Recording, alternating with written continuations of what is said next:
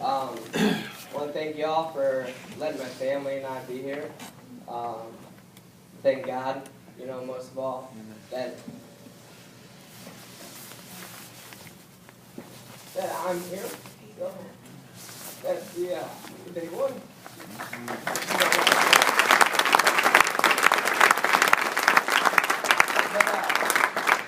I guess I'm here to give a little bit of my experience. I did go to Afghanistan. I was in multiple firefights.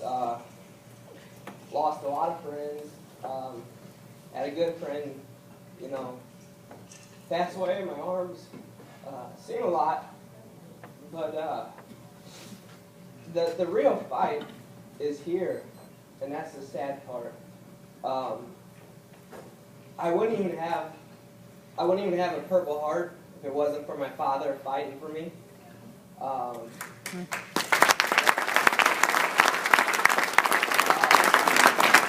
wouldn't have half of what I have if it wasn't for 97.1, Glovey and Allman and all those guys having me on and talking. Many followers that started even before I got hurt. I mean, my guys love me. I had so much toilet paper and baby wipes. I had so many packages for these people, and the guys loved it. But it carried over, and I had people advocate for me, and I got in tune with the DAV, and people fought for me, and I'm now 100% disabled. My wife is my caregiver. She mentioned...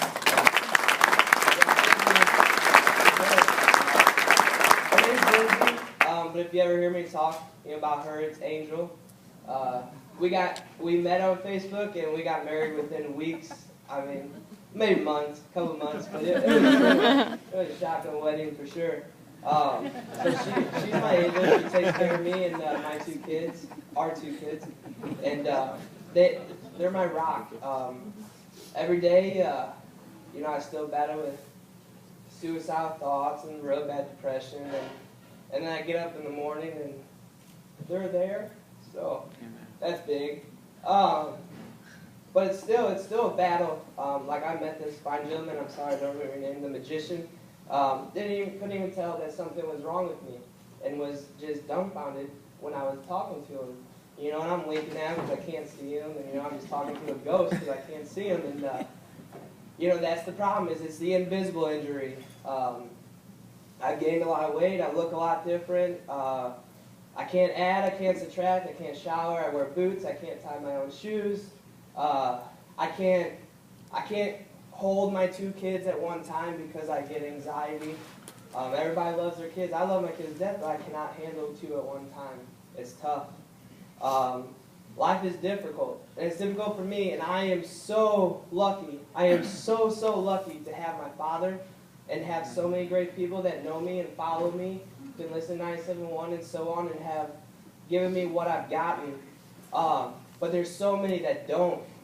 There's so many of us in the invisible injury guys that don't have it, and they kill themselves. Look at the suicide rate.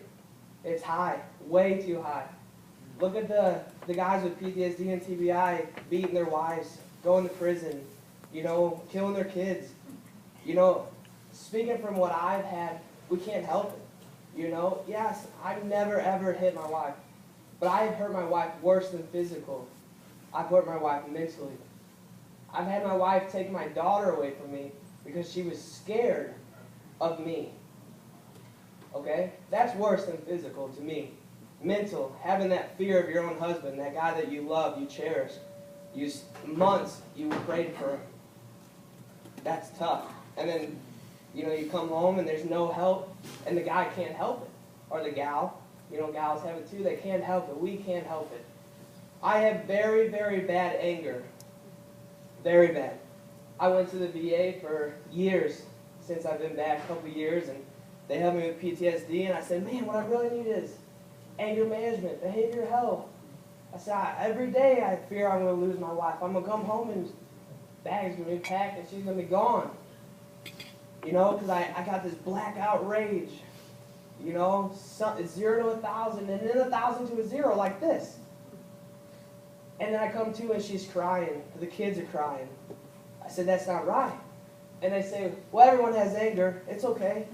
So this is not normal everyday anger. I stubbed my toe. Ow, I'm pissed. This is, I'm going to kill myself or kill somebody, anger. Oh, it's okay.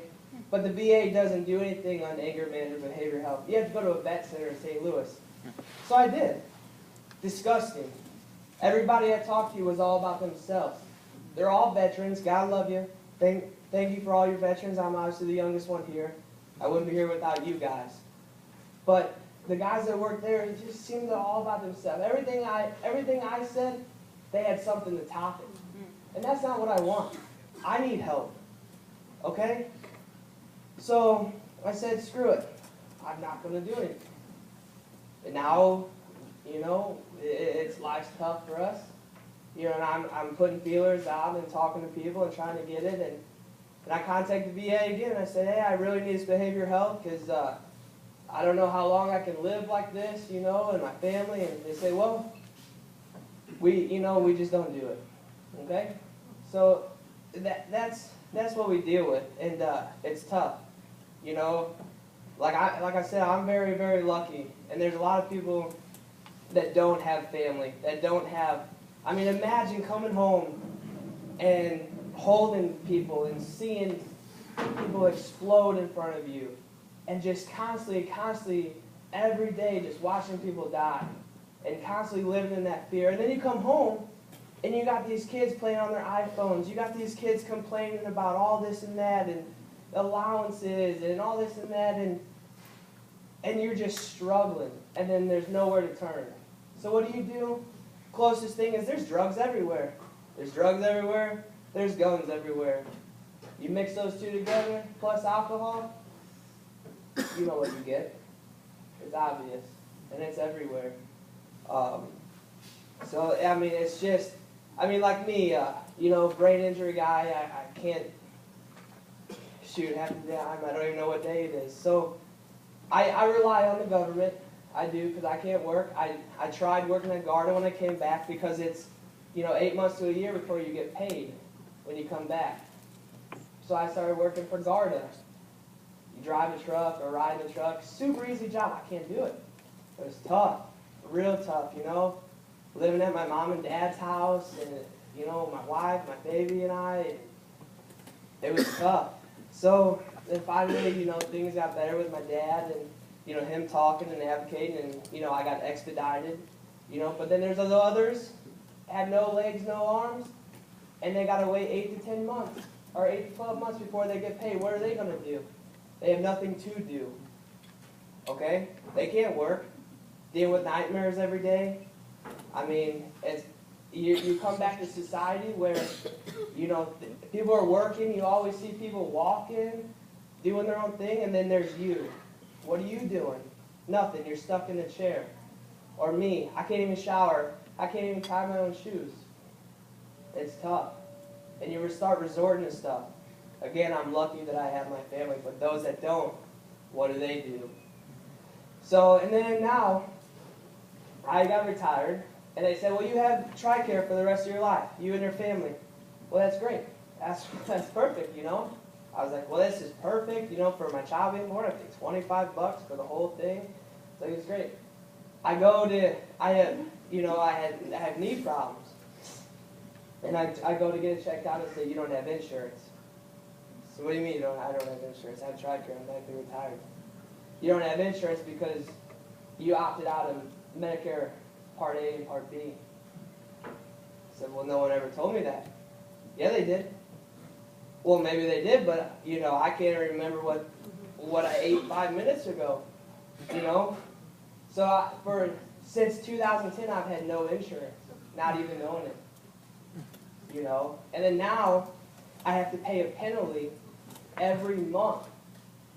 Because every year that you're eligible for Part B, and you don't have it, it's a 10% penalty for the rest of your life. So I have to pay into TRICARE for my wife, you know, 3 dependents and myself, plus I have to pay the penalty on top of what I'm already have to pay for the original Medicare Part B. Oh, I don't remember. Yeah, so it's a pretty penny, you know, all because somebody didn't help me out, or they said they told me, and you know it's just now I'm stuck. And everything you look at online, everybody you talk to says, "Oh yeah, we hate it," but that's the way it is. You know, I hate just relying on all y'all for me to live. I absolutely hate a disability check. My dad and I we go back and forth almost every day. I said, "Dad, I will take the 30% pay cut just for me to go back to work. Just for me to go to work, I will take that huge pay cut because I hate being at home doing nothing." And he pulls the card of, "Oh, your kids are so lucky they got you at home and you sacrifice a lot and all this and that." But I don't feel that way because I'm a fighter and I want to fight. Whether it's filing papers or whatever, flipping burgers, I want to fight. That's fighting to me. Sitting at home melting away, it isn't. But I recently got into mentoring for Urban Future, and I love it. I got a little North City kid, and you know, then that just opened so many eyes for me. I gotta hurry up. But it opened so many eyes for me. I mean, here's this kid in 8th grade, and he can't even read because he's been pushed through. My brother-in-law has got a kid that when he grows up, he wants to be a police dog. Okay? He's in 8th grade. And I'm seeing all this, and I'm dealing with what I'm dealing with, and then I try to mentor these kids, and it's like, and then I'm seeing what the world is. This is not what I fought for. For some little kid, they have 9 brothers and sisters that all have a different dad, and to be in 8th grade and not know how to read. Society, oh, I almost said a bad word. Society is messed up. It is very messed up. You know, and there's so many things. My dad's the politics guy. I don't know what people can and can't do. But between the military stuff and the schooling and just society is so messed up, and it starts with our kids. I have 2 young kids that grew up in a screwed up society, and I hate it. I just hate it, and things need to change. And I feel, you know, a lot of y'all are, you know, sorry, but you're older than me. I'm 25, and, you know, so it starts with you, and then it starts with my generation, and then it starts with our kids' generation. And that's the way I feel. And I love coming here because I listen to all y'all, and I learn so much, I forget half of it. So I just want to thank you again for having me. I'm about 5 minutes past my time. But thank you so much. Thank God and thank my wife and you. I'm so sorry. Thank you so much. And I thank you, everybody, for all you're doing for trying to make this country better for all of us and my family, and especially my kids, my life, my rocks. Thank you.